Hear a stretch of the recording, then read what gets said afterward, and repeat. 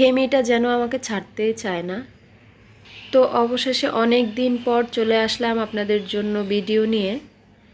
আসসালামু আলাইকুম, আমি সুরাইয়া বলছি ঢাকা থেকে। কেমন আছেন আপনারা সবাই?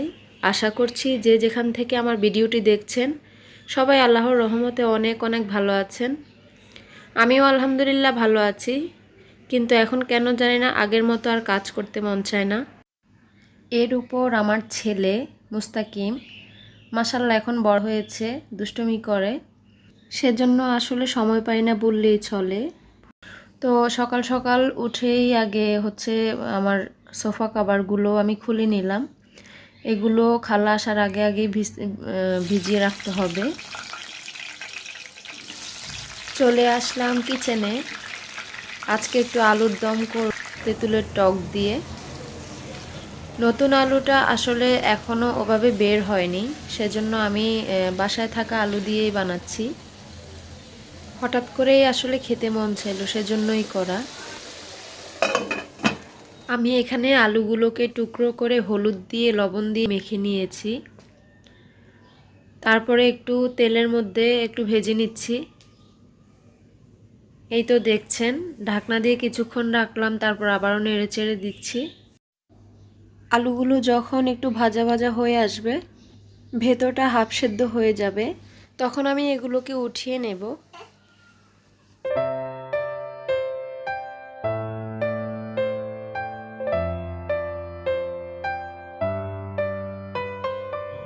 আলুর দমের সাথে লুচিটা একটা বেস্ট কম্বিনেশন।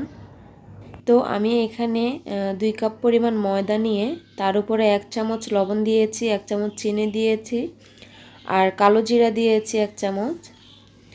তো এগুলো দিয়ে আমি তেল দিয়েছি পরিমাণ মতো, দিয়ে নর্মাল পানি দিয়ে আমি এটাকে মেখে রেখেছিলাম। একটা রুটির ডোয়ের মতো বানিয়ে রেখেছিলাম প্রায় 1 ঘন্টা আগে। তো এখন আমি ভালো করে এটাকে মথে নিয়েছি। নিয়ে এই যে লুচির জন্য ছোট ছোট করে আমি ডোটাকে নিয়েছি কেটে কেটে। তো দেখতে পাচ্ছেন আমার লুচি রেডি। এটা আসলে খুব কম সময়ে বানানো যায়। শুধু আপনার ডোটাকে একটু রেস্টে দিতে হবে, তাহলে ডোটা খুব সুন্দর করে সফট হয়ে যাবে, আপনার বানাতে খুবই ইজি হবে। কালো জিরেটা অপশনাল, সেটা না দিলেও হয়, তবে আমি এখানে এক্সট্রা একটা ফ্লেভারের জন্য দিয়েছি। এই তো লুচি হতে বেশি সময় লাগে না, অল্প কিছুক্ষণ একটু নাড়া দিলেই হয়ে যায়। এটা ডুবো তেলে ভাজতে হয়। আমি আজকে লুচিতে একটা ভুল করেছিলাম, সেটা হচ্ছে 1 চামচ চিনি দিয়েছিলাম আমি এটার সাথে। আমি ভেবেছিলাম একটু মিষ্টি হবে, খেতে ভালো লাগবে, তবে চিনিটা দেওয়ার কারণে লুচিগুলো আর ফুলেনি। এটা একটু খাস্তা যে নিমকি আছে ওই টাইপের হয়ে গিয়েছে। যাই হোক, মচমচে হয়েছিল, খেতে ভালোই লেগেছে। এখানে আলুর দমের জন্য একটা পেস্ট রেডি করে নেব। কয়েক টুকরো টমেটো নিয়েছি, পেঁয়াজ নিয়েছি এবং কয়েক কোয়া রসুন দিয়েছি। এগুলোকে একটা সুন্দর মিহি পেস্ট বানিয়ে নেব।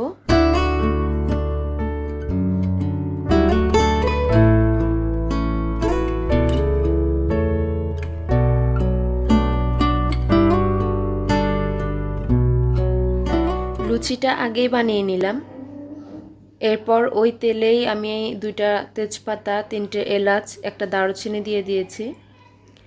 আর ওই যে পেস্টটা বানিয়েছিলাম সেটা দিয়ে দিলাম।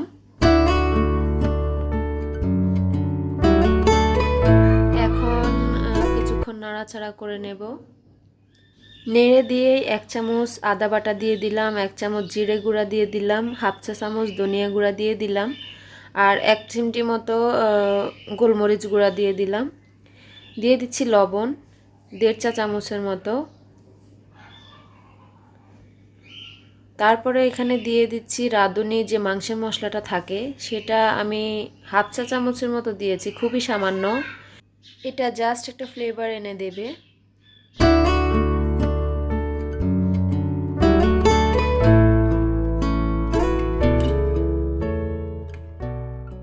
অল্প নেড়ে দিয়ে এখানে দিয়ে দিচ্ছি মরিচ গুঁড়া 1 চামচ, হলুদ গুঁড়া হাফ চা চামচ। এগুলো দেওয়া হয়ে গেলে আমি এখানে ব্লেন্ডার জারটাতে একটু পানি নিয়েছি, নিয়ে মশলাটা কষানোর জন্য পানি দিয়ে দেব।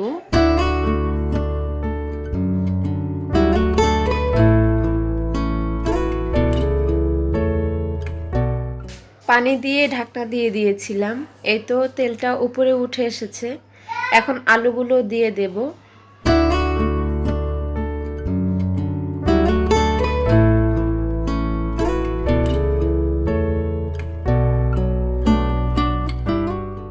আলুগুলো দেওয়া হয়ে গেলে মশলার সাথে ভালো করে আমি মিলিয়ে নেব নেড়ে চেড়ে। তারপর এখানে আমি তেঁতুল ভিজিয়ে রেখেছিলাম হাফ কাপ পানি দিয়ে, ওই পানিটা সহ তেঁতুলটাকেও দিয়ে দেব। এই রেসিপিটা আমাকে এক পুরান ঢাকার ভাবি দিয়েছিলেন।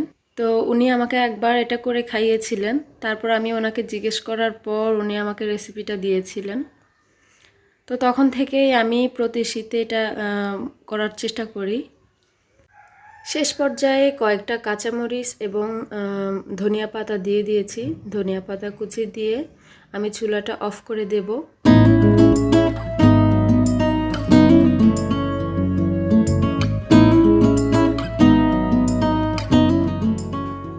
এই তো রেডি হয়ে গেল আমার লুচি আলুর দম। এই ফাঁকে এসে দেখলাম মুস্তাকিম খেলা করতেছে, এই যে গাড়ি চালাচ্ছে। এখন মাশাল্লাহ নিজেই উঠতে পারে গাড়িতে। তো সেটাই আপনাদের সাথে একটু শেয়ার করলাম। দেখতে দেখতে একটু একটু করে মাশাল্লাহ বড় হয়ে যাচ্ছে। আমার বাসার জিনিসপত্র সব এলোমেলো করে রাখে। একদিক থেকে আমি গুছিয়ে যাই, অন্য দিক থেকে উনি এসে সব এলোপাথাড়ি ফেলতে থাকে। তো ভাবছিলাম যে মেয়ের টেবিলটা একটু গুছিয়ে নেব। ও স্কুলে যাওয়ার পরে হচ্ছে আমি বেশিরভাগ সময় ওর টেবিলটা গুছিয়ে রাখি। তো আজকেও তার ব্যতিক্রম না, ও স্কুলে গিয়েছে, সেই ফাঁকে আমি এসে ওর টেবিলটা গুছিয়ে নিচ্ছি।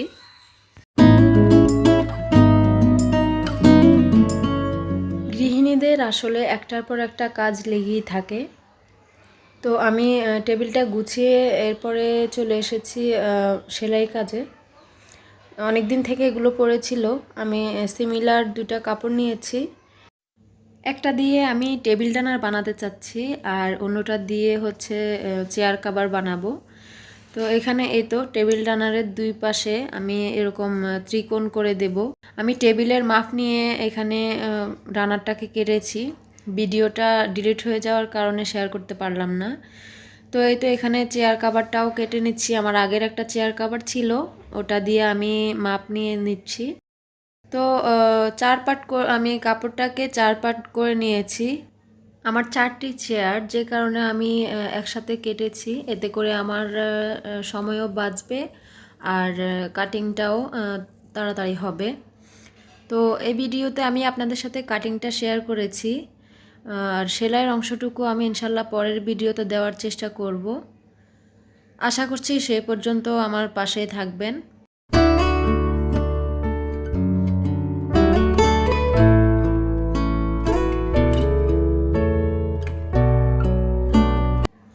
আজ এ পর্যন্তই। সবাই ভালো থাকবেন। আল্লাহ হাফেজ।